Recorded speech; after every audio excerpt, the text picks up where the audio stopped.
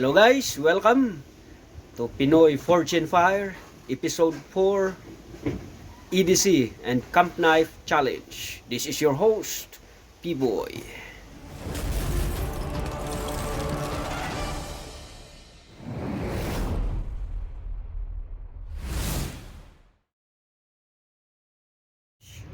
So bakit may Pinoy Fortune Fire tayo? Just a short background, nagkaroon po ito ng palarong ganito virtually para sa tatlong reason. PRU, para sa promotion. Gusto nating i-promote yung mga local blade makers natin. Hindi man kompleto yung kanilang mga gamit, kagamitan, madiskarte pa rin ang Pinoy. Napakaganda ng mga blades na ginagawa nila at suportan na rin sa kanilang mga hanap buhay. R is relationship building. Nagkaroon tayo ng Pinoy Fortune Fire para magkaroon ng marami pang kakilala ang ating mga panday. Building relationship means building network, building support group, sharing ideas, learning new things. Tapos yung U is upgrading, kasama na po yan sa relationship building. Upgrading, magkaroon sana ng upgrades yung mga pandays natin sa kanilang mga obra, sa kanilang mga crafts. Marami man Pilipino na magagaling, ang gaganda ng mga crafts nila sa blades. Pero still encouraging pa rin yung mga in-encourage pa rin natin yung mga karamihan sa ating mga Pinoy blade makers and artisans to level up their game.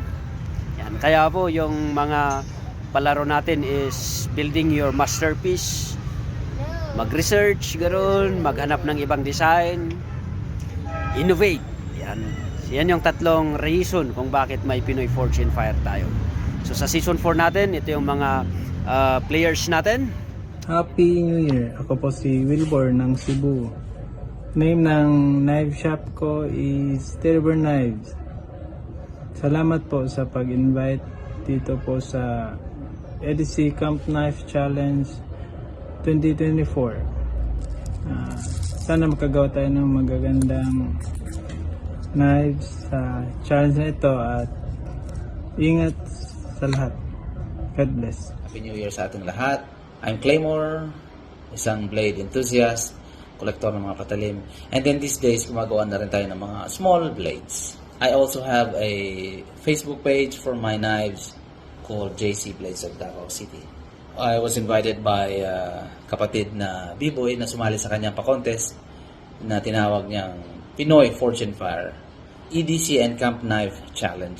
So kahit baguhan lang tayo sa paggagawa ng mga blades ay para sa katuwaan lang sumali tayo at makipagpaligsahan sa mga magagaling na mga panday para makilala nyo rin yung mga gawang Davao. Good luck sa ating lahat and God bless.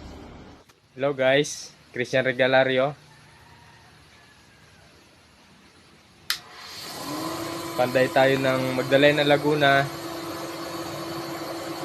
Abangan nyo kami sa Pinoy Fortune Fire Episode 4 EDC Camp Knife Challenge. Good luck. So yun, pakilala lang po ako. Ako po si Benji Plaga from Iloilo. Custom maker po sa BP Customs. So thank you Sir J. Mark for inviting me sa palarong ito. Fortune Fire Philippines EDC Knife Challenge. So God bless po sa lahat. Thank you. I am Edgardo Bayang of Ifugao Traditional Blades from Mungayang, Kiangan, Ifugao. Ako po, si Boyet Aguana ng Bugobo Klata ng Davao City.